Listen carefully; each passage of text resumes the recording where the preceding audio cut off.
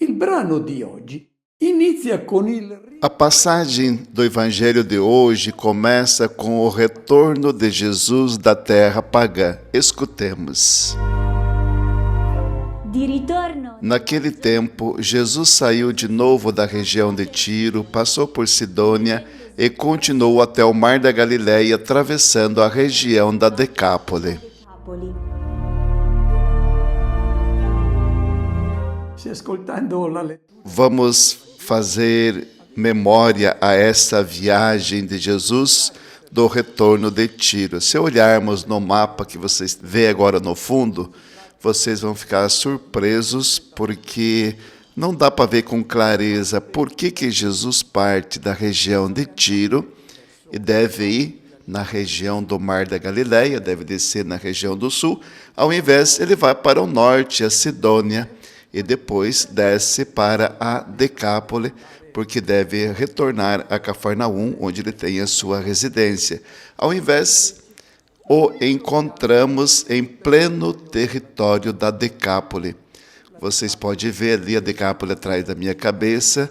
Se trata de um grupo de 10 cidades que fazia uma fronteira do Império Romano Oriental e servia de proteção contra os inimigos que eram os povos pardos. Estas cidades hoje se encontram na Síria e na Jordânia, com exceção de uma que se encontra em Israel, occidentale del fiume e Giordano ela se encontra no ocidente do rio Jordão. É a única, a cidade de Gitópole.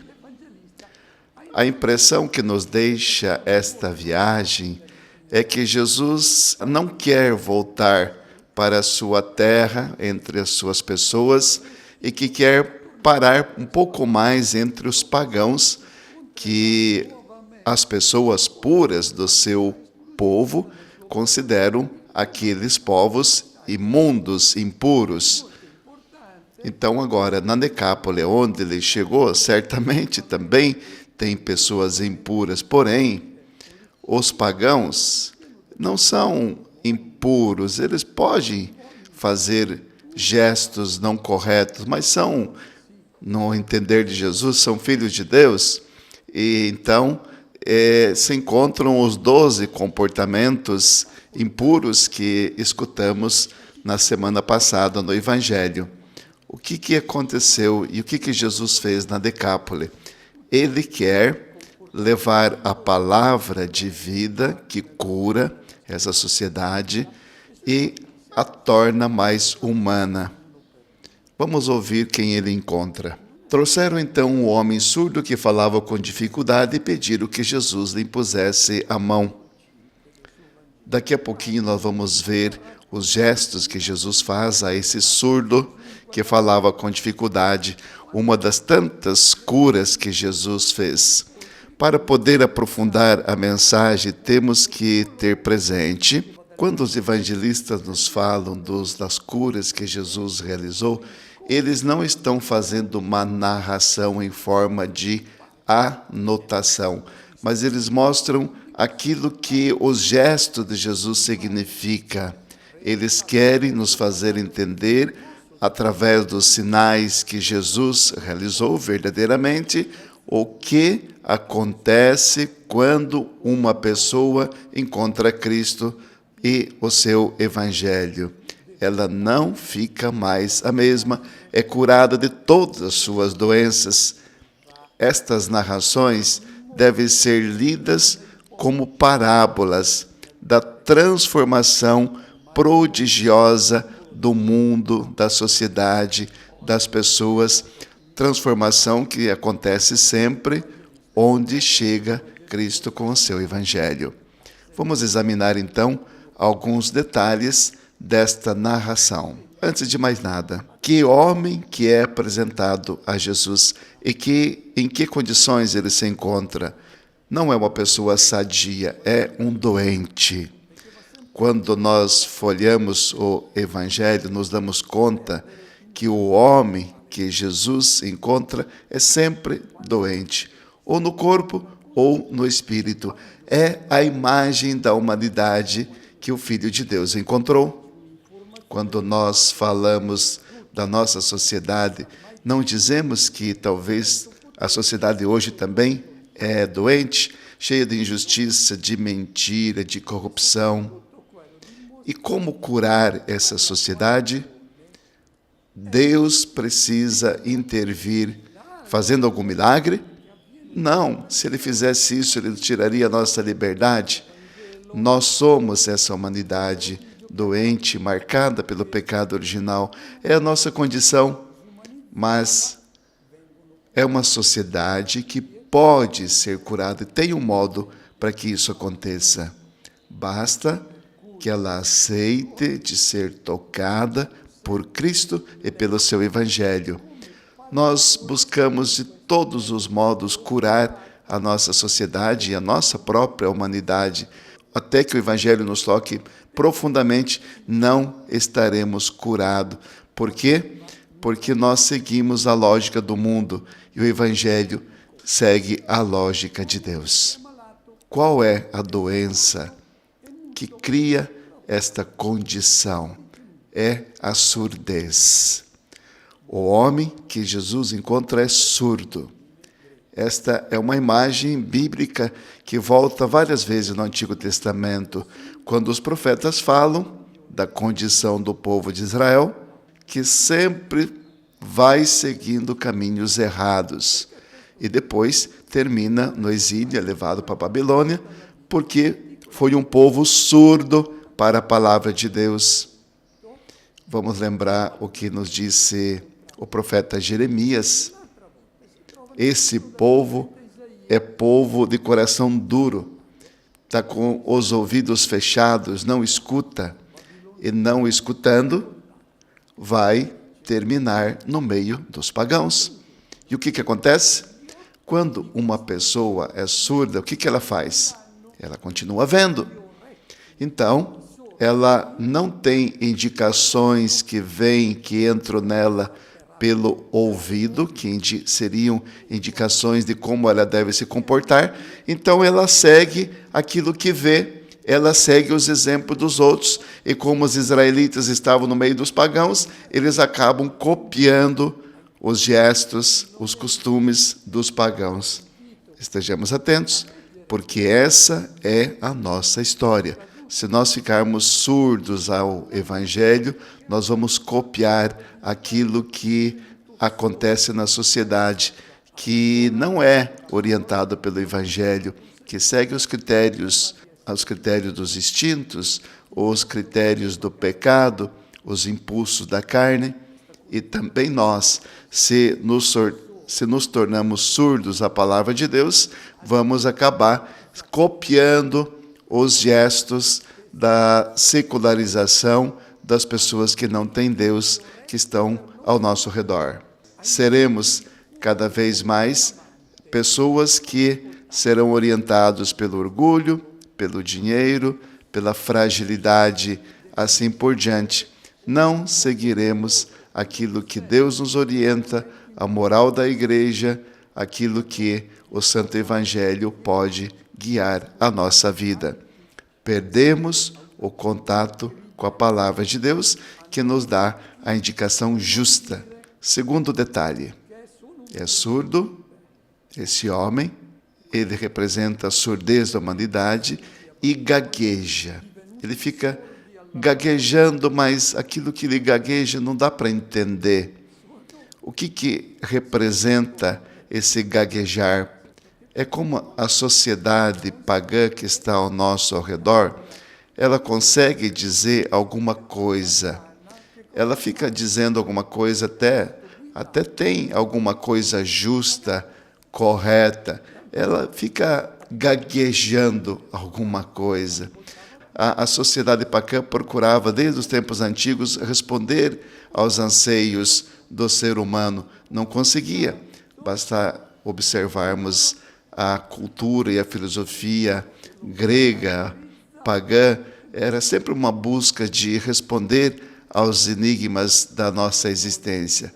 Mas somente quando encontra Cristo, o homem deixa de gaguejar e vai ter certeza, segurança naquilo que diz. Porque existe uma proposta de homem que Jesus Cristo traz para nós. Ele encarna nele e ele orienta com segurança o homem para o bem, para a justiça, para a luz, distinguindo das coisas erradas, das trevas. Então, deixa de gaguejar para falar corretamente. Quem ouve a palavra de Deus não fica gaguejando como as sociedades pagãs acerca da verdade. Terceiro detalhe: este surdo foi apresentado para Jesus, mas ele não veio sozinho. É claro que quando um cego quer encontrar Jesus, ele deve ser acompanhado por alguém. Mas por que esse surdo também foi acompanhado por algumas pessoas? Isso não é um detalhe que o evangelista está apresentando para nós. O Evangelho de Marcos outras vezes fala que pessoas acompanham doentes.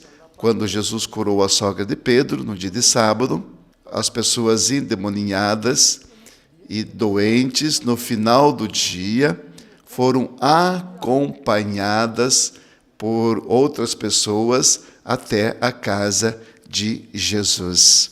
Essas pessoas precisam ser acompanhadas porque, do contrário, sozinhas elas não vão. Ou então, lembremos aquele paralítico que é levado até Jesus por 4 pessoas. Ou então, o cego de Betsaida, que é acompanhado por outras pessoas até Jesus. O que significa esse detalhe? É a imagem de quem está distante de Deus e não teria condição de se aproximar, porque está tão distante, não tem noção que Jesus é a luz, que Jesus é a verdade. Eles não se dão conta de que Jesus traz um benefício para a sua condição humana. Então, quem tem os ouvidos abertos para o Evangelho e ama verdadeiramente o próximo, vai acompanhar essas pessoas até Cristo, para que elas se encontrem com Cristo e, encontrando-se com Ele e com seu Evangelho, sejam curadas. O fato de que esse doente seja acompanhado até Jesus por algumas pessoas, e essas pessoas que o levam são como que anjos que acompanham as pessoas, essas pessoas, para fazê-lo do bem, um bem imenso, que é dar a graça de encontrar com Cristo e ser por Ele curadas. Isso é algo muito bonito. E as pessoas que acompanham alguém para Cristo, alguém doente, são anjos. Quarto detalhe: eles pedem para Jesus impor as mãos sobre o doente.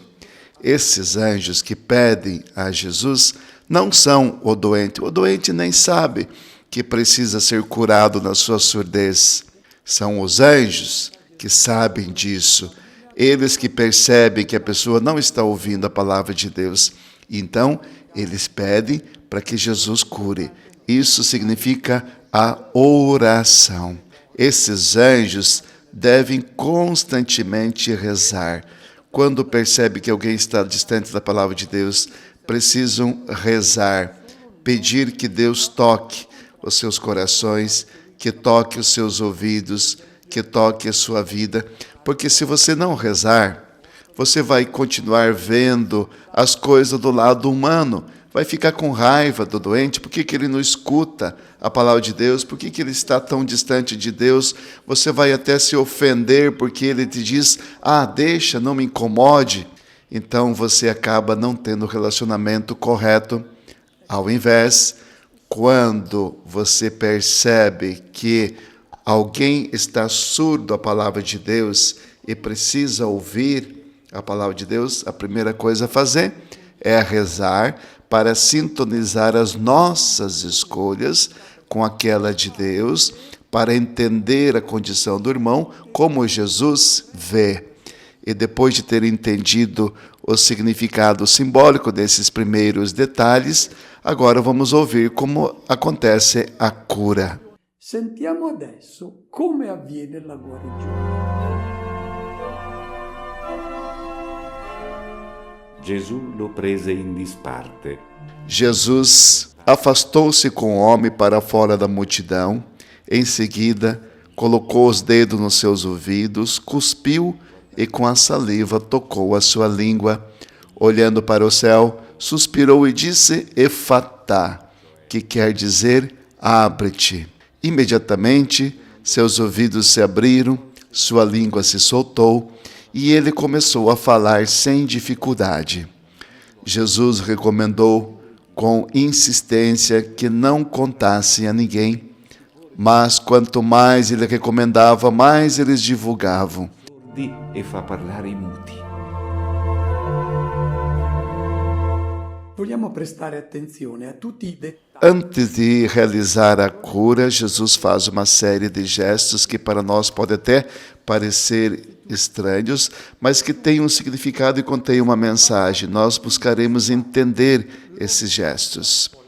Jesus leva esse doente longe da multidão.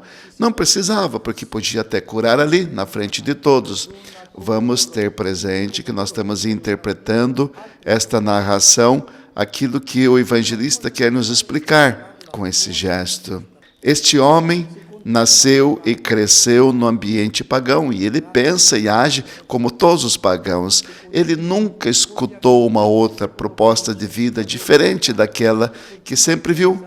É a imagem da condição em que se encontram tantas pessoas. Conduzem uma vida conforme aquilo que é o pensamento dominante da sociedade.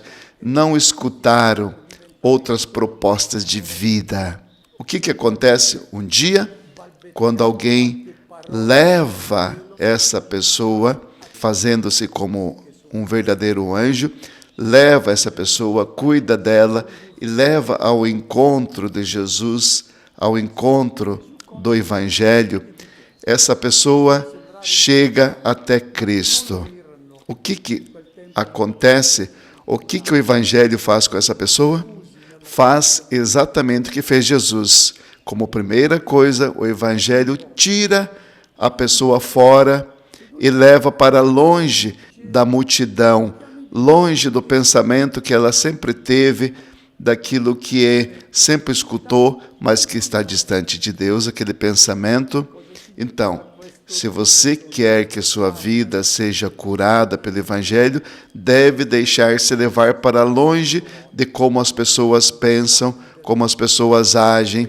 Se você não se distancia da banalidade que circula ao seu redor, da loucura pelo dinheiro, se você não se deixa distanciar das pessoas que procuram embelezar as coisas para te enganar, se você não deixa de frequentar grupos nos quais só se fala de futilidades, você não vai poder ser curado. Deixa-te conduzir para fora dessa vila, dessa multidão, longe dessa multidão.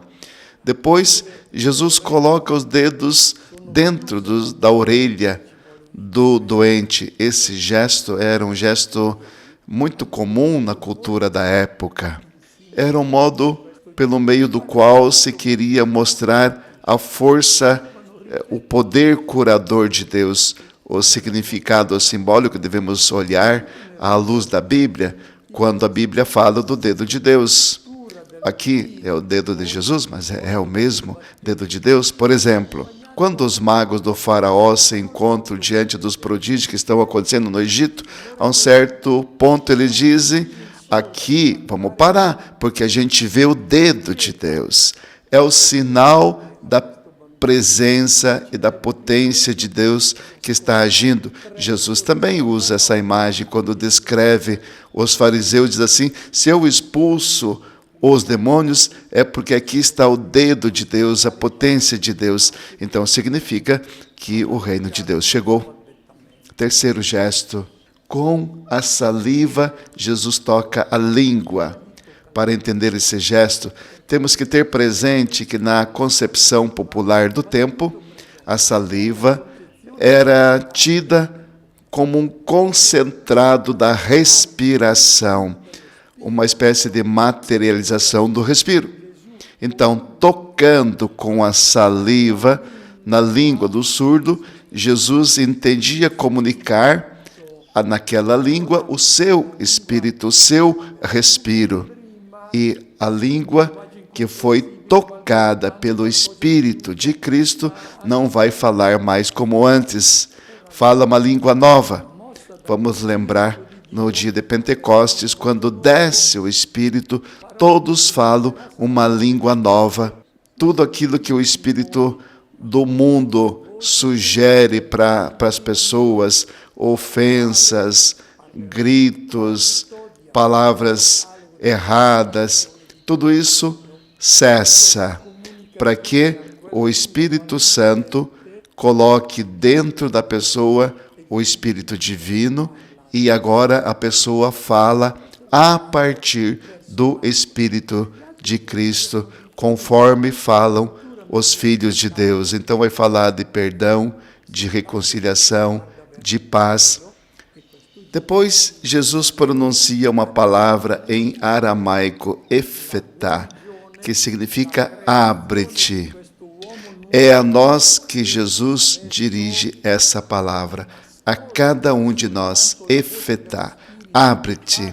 Se você está numa condição de fechamento, precisa ouvir esta palavra para abrir o seu coração, para abrir os seus ouvidos, acolher a palavra de Deus e deixar-se ser curado. O resultado, imediatamente se abriram os ouvidos e se soltou a língua e ele falava corretamente. Eis o resultado para nós também, se ouvimos, se abrimos os ouvidos e ouvimos a palavra de Jesus. Se abrem os nossos ouvidos e nós falaremos sempre de modo correto. Não vamos gaguejar coisas que fazem os pagãos, mas vamos falar a partir da palavra de Deus, a partir da verdade, a partir da bondade, da sinceridade.